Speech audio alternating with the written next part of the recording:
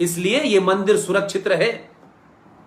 ये मंदिर की तरफ आंख उठाने वाला दुनिया में किसी भी मुल्क से चले, अगर उसको वहीं समाप्त करने की ताकत हमने अपने सनातन युग में नहीं पैदा की, तो सरकारें और पुलिस मंदिरों को नहीं बचा सकती। जो आज है वो कल रहेगा या नहीं रहेगा मैं नहीं जानता, लेकिन ये चेतना, हम जीत गए, हम खुश हो गए, फलाना हो गया, और लड्डू बांटो, मिठाई बांटो, ये सब करो, लेकिन ये राय देने वाले चंपत हो जाएंगे, बताएंगे नहीं। फिर इनकी खबरों पे जाके रोइएगा कि जो फैज खां की तरफदारी कर रहे हैं, ये नए नए कोई पीर पैदा हो गया, कोई रईस पैदा हो गया। अरे ऐसे लोग बहुत सारे होते हैं, लेकिन ये शुद्ध सनातन का काम है। ये शुद्ध हमारे मंत्रों से होगा, हमारे संस्कारों से होगा।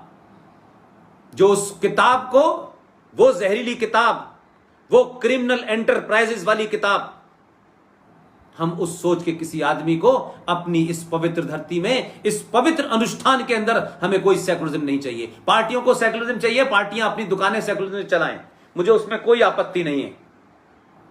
दुकानें किसी को चलानी है वो दुकानें चलाएं, अपनी दुकान में 4 कारीगर रखें। मुझे ये विश्व भर के करोड़ों हिंदू सनातनियों के आस्था का विषय है।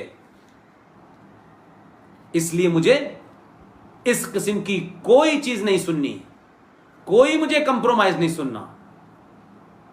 लिहाजा बड़े सारे आपके बीच में से लोग मॉडर्न पैदा हो जाएंगे। ये मॉडर्न मर गए थे जब, ये लिबरल कहां थे, ये मॉडर्न कहां थे, ये फ्रीडम स्पीच वाले लोग कहां थे, कश्मीर में कहां मर गए थे जाकर के जब 5 लाख लोगों को मारा गया उनके धर्म के नाम से। मालदा खाली हो गया, संबल, मुरादाबाद, मेरठ खाली हो गया, कोई नहीं पूछने आया।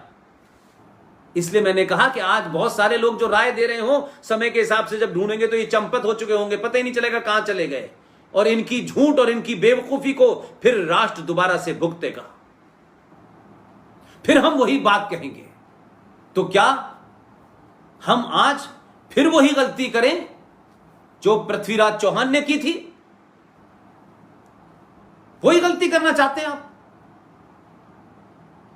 ये बेतुकी बातें करके, ये नए नए किसी की निगाह में अच्छा बनने की पागलपने की हरकतें सिर्फ क्यों हैं? और आपको किसने ठेका दिया? दुनिया भर के करोड़ों और भारत के 100 करोड़ हिंदुओं ने किसने ठेका दिया आपको कि आप ये हमारे ब्याह पे तय करें कि फैज आएगा, ये रफीक आएगा? जिसकी आस्था है वो बाद में जब मंदिर बन जाए जाके फूल चढ़ा देना। हमारे मंदिर में तो किसी का आने की मनाही नहीं है, लेकिन एक विधि सम्मत, एक संस्कारों के साथ एक विशेष पूजा, फिर इस पूजा का क्या महत्व है कि जिन लोगों का यकीन यह है कि जो उनके नबी पे ईमान नहीं लाएगा, अल्लाह पे ईमान नहीं लाएगा, उसकी गर्दन काटना वाजिब है। अगर इस सोच के लोग भी उस पूजा में बैठेंगे तो मैं पूछता हूं कि क्यों आप इसकी नींव के अंदर ऐसी मानसिकता के लोगों के हाथ की छुई हुई मट्टी भी डाल रहे हैं? वो लाए हैं, रख दीजिए अलग, जड़ में डालने की जरूरत क्या है? आप जड़ में जहर डाल रहे हैं और उम्मीद कर रहे हैं कि उससे फिर अमृत मिलेगा आपको। कोई कारण होता होगा ना इस पूजा का, कोई महत्व होता होगा ना। जो लोग अपने मकान की नींव रखते वक्त पूजा नहीं करते, वो भगवान राम के मंदिर की नींव में क्या करने आए हैं? गोल्डन टेंपल की तरीके से फिर ये फ्रॉड पूरी दुनिया में फैलेगा कि मियां मीर ने नींव रखी थी। क्या सेकुलरिज्म था? और मियां मीर ने जिस गोल्डन टेंपल में नींव रखी थी, उन लोगों ने क्या किया गुरु गोविंद सिंह के साथ? कहां मर गए थे मियां मीर जो नींव रखने आए थे, झूठे मक्कार, जब गुरु गोविंद सिंह के दोनों पुत्रों को इस्लाम न कबूल करने के लिए दीवार में चिनवा दिया गया था, जब गुरुद्वारा सीसगंज लाल किले के सामने जो है किसकी गर्दनें काट के लटका दी गई थी?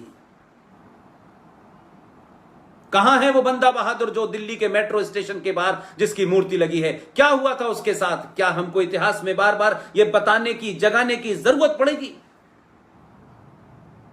आज का आधुनिक हिंदू न वो ब्राह्मण है, न वो ठाकुर है, न वो दलित है, न वो कायस्थ है, न वो यादव है, वो कुछ भी नहीं है। सिर्फ एक ही बात है जो मैं बार बार कहना चाहता हूं, आज सिर्फ सनातन है, सनातन है, सनातन है, सनातन के अलावा कुछ भी नहीं है। ये जो आपका काम था, आपके काम के हिसाब से आपको बांटा गया कि जिसमें पुरुषार्थ होगा, जिसमें लड़ने की शक्ति होगी, वो क्षत्रिय कहलाएगा। इसलिए मैं फिर कहता हूं कि मैं तो मानता हूं कि शास्त्रों का ज्ञाता नहीं हूं। भगवान परशुराम, जो उस पूरे कालखंड में मुझे एक ब्राह्मण भगवान मिलते हैं, भगवान परशुराम के शब्दों को याद कीजिए।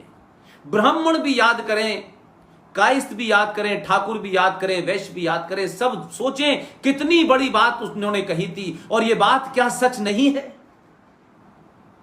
भगवान परशुराम एकमात्र ऐसे ब्राह्मण भगवान थे जिन्होंने यह कहा, जन्म जयते सर्वे शूद्र, या नहीं जन्म से हर आदमी शूद्र पैदा होता है। अपने कर्मों से वो ब्राह्मण बनता है, अपने कर्मों से वो क्षत्रिय बनता है, अपने कर्मों से वो कायस्थ बनता है, अपने कर्मों से वो वैश्य बनता है। ये उसके कर्म हैं जो ये तय करते हैं कि वो क्या करेगा। किसी की मां के पेट से जन्म, क्योंकि किसी की मां ठाकुर है, किसी की मां ब्राह्मण है, किसी की मां दलित है, उससे कुछ नहीं होता। वो एक बायोलॉजिकल क्रिया है। सब ठाकुर के घर में जन्म लेने वाले सब ठाकुर ही फोर्स में नहीं जाते, सब बहादुर होते हैं, ऐसा भी नहीं है।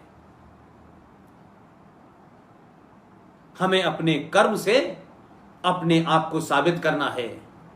जैसे डॉक्टरों की बिरादरी होती है, पत्रकारों की बिरादरी होती है, तो क्या यह तय है कि पत्रकार के घर में जो पैदा होगा वो पत्रकार ही होगा? ये नहीं है। ये जो एक्टरों के घर में जो एक्टर पैदा हो रहे हैं, आधे से ज्यादा कंडक्टर जैसे नहीं है, लेकिन उन्हें एक्टर बनाया जा रहा है। लेकिन समाज ने रिजेक्ट कर दिया कि भाई हम तुम्हें एक्टर नहीं मानते, तुम हो सकता है कहीं कंडक्टर अच्छे हो सकते हो, लेकिन एक्टर नहीं हो। तो समाज तय करेगा, उसका पुरुषार्थ तय करेगा वो क्या है। किसी के घर में जन्म लेने से आप बड़े नहीं हो सकते, छोटे नहीं हो सकते। जिस समाज के अंदर कर्म प्रधान हो, तब आपके अंदर ये कमजोरियां कैसे आ सकती हैं। इसलिए मैंने कहा कि आज संकट यह है कि सरकार से लेके सब कुछ है।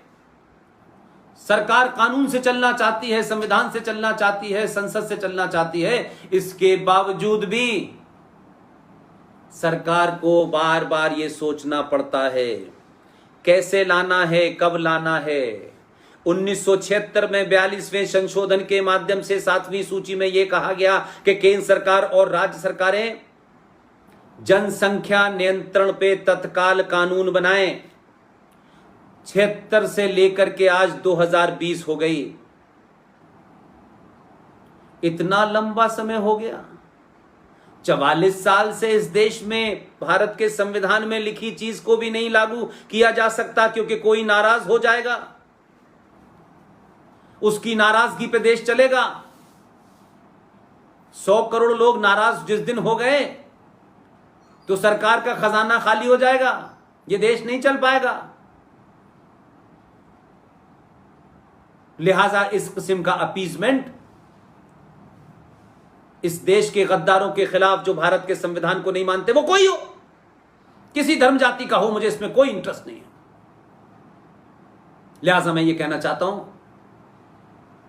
कि जनसंख्या नियंत्रण कानून को लाने में अगर इतनी देर हो रही है, तो इसका मतलब है इस सरकार का संकट यह है कि यह 70 साल बाद आई है। इतने गहरे गहरे यहां पे सांप्रदायिक और आतंकवादियों ने गड्ढे खोद रखे हैं, और उन गड्ढों की पहरेदारी इस देश में तथाकथित सेकुलर हिंदू कर रहा है, तथाकथित सेकुलर वामपंथी कर रहा है। लिहाजा आसान नहीं है रहा।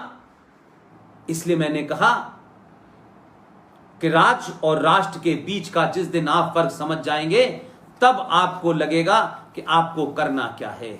इसलिए हमारे साथ में क्या हुआ कि इतिहास में हमें पढ़ाया गया, आप सब जो भदोई के जितने भी गणमान्य लोग हैं, तमाम मेरी बहनें हैं, माएँ हैं जो मुझे सुन रही हैं, जरा कभी सोचें कि उन्होंने अपने स्कूल के दिनों में क्या पढ़ाया गया।